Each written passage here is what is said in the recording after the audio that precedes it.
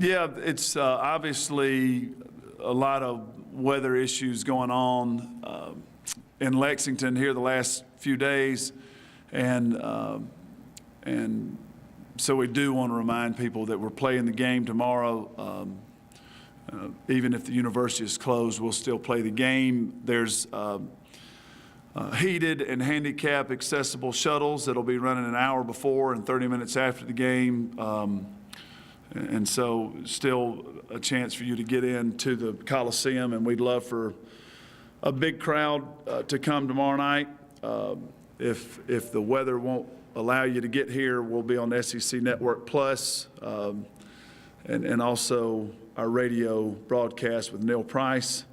And we would just love for you to come out to the game if at all possible tomorrow night. It's a big challenge. Texas A&M's a very good team. Just some of the best players in the conference are on their team, and so it'll be a difficult challenge. But our team is upbeat and excited for the game, and we're going to work hard to see if we can earn a very, very important victory for our team.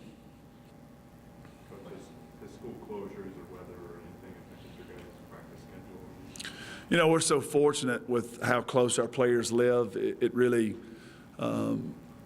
has been of some benefit for them just to have some time off.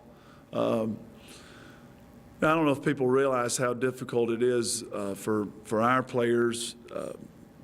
Once conference season starts, it's especially if your bye dates are on a Thursday, you really don't get a day where nothing's going on very often. You know, our off day from practice is Monday, and they're having to deal with classes then, so it's not really a true day where they don't have anything going on as it would be if you were playing, say, a Saturday game, a Thursday, Saturday schedule, or Wednesday, Saturday. You'd have that Sunday where a player would really get a total day off. So I think it's actually pretty good for our players just to have a day where they didn't have to really worry about anything responsibility-wise as it went to get into class and on Monday. And then we gathered back up yesterday and had game preparation, and so it's been no issues for us because they live right across the street from the gym, so that's been good. You I know the postseason's still 2 weeks away or whatever, Mm-hmm. and you don't talk big picture with this team, as you said, but have you kind of had in your thought about, you know, these are the crucial games to win for the postseason? Yeah, you know, there's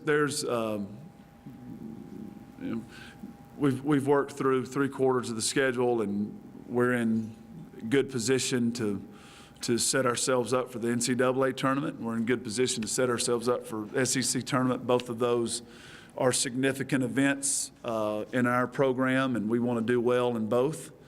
And you know, it always helps you the better seed you can get, and so.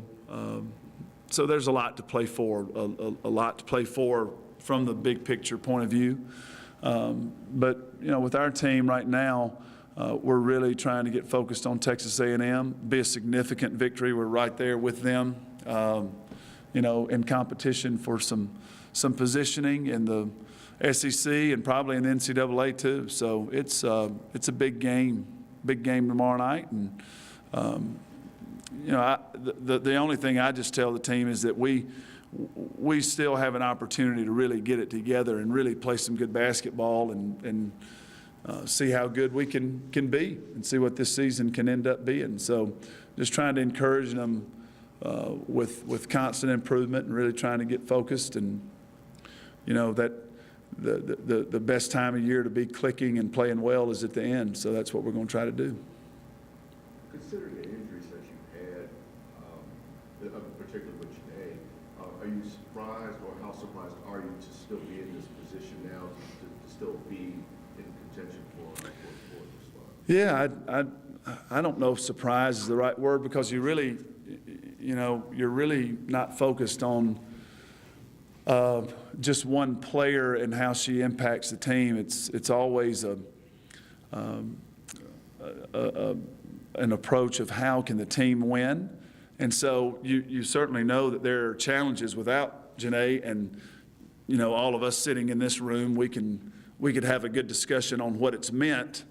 And we can probably have a discussion about that after the season, but I don't stop long enough to really think in those terms. And so, you know, I really haven't thought about it till you asked the question whether I'm surprised or not. I'm proud that the players have dealt with it as well as they have, because she is a significant loss. Changes a lot of things for us, but we always said after it happened, there was nothing we could do after it happened except for try to get better and try to get stronger and try to find a way to improve, because everybody's role changed a little bit. And I think we've seen some of that, and I'm real proud that the team has carried on and that they didn't go into a nosedive, and we're still competing hard, and I still think we have some great basketball in front of us. So we miss her a lot. But she's doing a great job in her role right now. I mean, she's doing a really good job and a real significant part and a valuable part of the team. It's just not on the court. But, you know, I'm excited to continue to go to practice with this team every day and just see if we can just become the very best we can be. Was resolved an issue or a question for you at the beginning of the season with the players that you lost and maybe having to move, change some players' roles that, you know, again, to be where they are right now, that's their resolve has been a plus, a positive.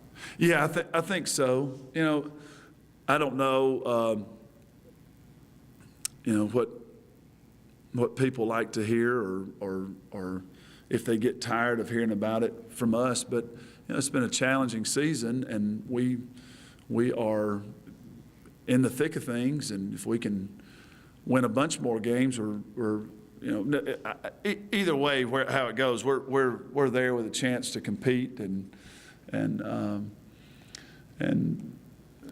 I wish we were a little bit further along, but I don't know if there's a coach in the country that doesn't wish that they were a little bit further along. You know, you just kind of view your team differently. You know, all of the deficiencies that your team has, and you know what you feel like they're capable of doing and what they're not doing, and all of those things kind of roll into you maybe being a little bit more critical of your team than anyone else's. But I think all in all, it could be a lot different right now. So, you know, I'm really, really proud of where the position they've put themselves in. We just need to finish. We need to finish and keep getting better. And I think if we can do that, we can do some special things here down the stretch. What do you need from your post players that you haven't gotten? Well, I think right now the issue for us on Sunday was, I don't know what caused it, and we really are having an honest, you know, dialogue on that, where they're going back and thinking about that. Was it just inexperience, and you let yourself get too worked up, and that slowed you down? I mean, Asia was 4 for 5, and everybody else was 1 for 13. It just was not. It was not a good performance, and a lot of fall away. You know, that was just a real rough game. That was a real rough game, and if you didn't stick your nose in there and really play tough, you weren't going to be successful. And that's what I was disappointed in. I just thought we were out toughed in the post a lot of times, and you know, the 1 for 13 was bad enough, but we didn't communicate on defense, and I thought you know, it was 5 minutes left. It's a ball game, and we had some lack of communication breakdowns on defense that really let them fuel their crowd and the momentum. And that, to me, is toughness. You on the road, you really have to communicate. But you know, what I've tried to tell them is we're 25 games into the season. Let's stop making the same mistakes over and over and over, and let's figure out a way forward where, you know, you are talking on screens, or you are taking your time and shot faking and getting into people instead of rushing and falling away from people. Let's stop making those mistakes every day in practice. Let's just really try to get prepared to play, do the few things that we're asking you to do, and let's do those well. And, you know, I think that would help us a lot. Just simple things. Finish on balance. Try to be real physical on your finishes. You know, try not to shy away from contact. Talk on defense. If we would just talk on defense, I still think they just get stuck sometimes watching the play develop, and they just don't react to screens real well, and we just have to get that cleaned up. You know, it would be we just try to play very dynamic defense, and you can't stand still, and sometimes we stand around a little bit, and we just have to try to clean that up. So much has been made since Janae went out of Jen and Lene and Ed sort of being this trifecta of people scoring all of your points. How much do you need another dimension to sort of get where you want to go at tournament time? Do you need a post player to sort of step up? Yeah, I think it would be really helpful for us if we, and let me back up just a little bit.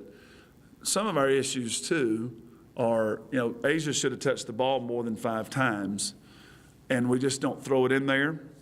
And so it would be great if we could throw it into the post and get some buckets, you know, where it's not all perimeter driven. But on the perimeter, we dribble too much. You know, when we move the ball, it's funny. We did some really good things in the Tennessee game when we moved the ball, and then there were just so many possessions where the ball was just dominated by a person, just dribble, and nothing was happening. And we really worked hard to try to get out of that. So I still think with this team, they can be very explosive and dynamic, but and we really have to do things clean, and we have to do things the right way, and we have to stay focused on the fundamentals. And I think that's probably more important than figuring out what dimension needs to be added. But I don't think there's ever a question that, you know, a nice post presence offensively helps you in games when it's maybe tough to score. We've just played so many games here lately where people just say, we're just going to leave you open. And these kids are coming in, and they're working so hard. I mean, Lene Harper is in the gym every day, sometimes twice a day, and all I can tell her is, you just keep at it, and they're going to fall at some point, and people just, you're going to make them pay for playing off of you. But if we hit a day where Lene's not making shots, or Jen's not making shots, or Michaela's not making shots, you do need to be able to throw the ball into the post and they score. So it would help us. Is it just a youth thing in the post? Like, 'cause I know Asia's a senior, but you got Jennings and Rice. You talk about youth, you know. Yeah, we just make a lot of mistakes. We you know, Alexis continues to catch the ball and kill her dribble and try to make a move without checking.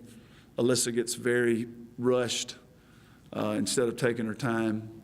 And, you know, it's not a lack of time or effort that they put in. They put in a lot of time and effort, but it's my job to find a way to get them to stop making those same mistakes. I mean, as a coach, you have to find a way to help people do what you want them to do, and you know, we're just working real hard to try to get that to a spot where they can make the simple play and they don't get in a rush. And so some of it's youth, some of it could be a bit of stubbornness of just doing the same thing and not getting out of your comfort zone and slowing down. You know, I think those two kids both feel a lot of responsibility. They want us to be good, and sometimes when you want to do really well, it has a negative effect on you. It's just like golf, you know. Sometimes when I get to really trying in golf, that's when, you know, you just put a lot of pressure on yourself or whatever, and you mess it up. And so sometimes effort isn't, you know, rewarded exactly how you wish it would be. And so I just think they get in a rush, and they sort of bail out to a comfort zone because that's how they're comfortable. That's how they've been comfortable playing all of their career. And some of these shots that Alexis takes, she could make in high school because she didn't have that physical presence. And so I just think it's all still a process of us being patient and hanging in. And, you know, you wish you weren't having to deal with that 25 games in, but we just still have so much basketball to play. We just keep coming in every day encouraged and ready to go. And it's our job as teachers to get it done and find a way. So, you know, you can put a lot of it on me. I need to find a way to clean that up so we can have a chance to be the best team we can be. From what you've seen on film with A&M, I mean, what's different with their post presence? I mean, is it the same physical game that they've had? I mean, have there been any tweaks or changes? They look like an A&M team, big and physical in the post, and you know, a good power game. And if you don't play real tough, they can make some plays and you know, have great size, and so it's a very good A&M team, and really tough in the post, and we'll have to play well.